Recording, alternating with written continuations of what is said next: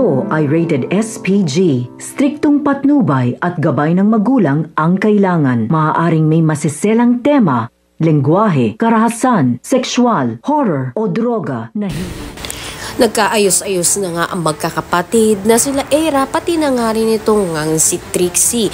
Yun nga ay tanggap na nga nila ang isa't isa. No, kung saan ito naman ngang si Lorena ang napapawala na nga ng kanyang amor dito nga kay Lilet dahil na nga rin sa laso na nga rin ang isip nga nito ni Lilet sa pagpapanggap nga kaya nito ni Patricia dahil malaking posibilidad na ito nga ang utak sa lahat ng mga nangyayaring pagpapaslang lalo na nga kay Meredith at dito nga kay Ino.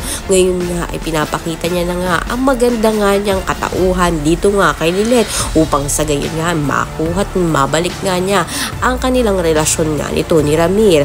Habang si Ramir nga ay naluloko na nga rin at napapaikot nga nito ni Patricia dahil na nga rin sa nasabi nga nito ni Lilet na ipinagtanggol nga raw siya nito ni Patricia laban nga dito nga kay Lorena.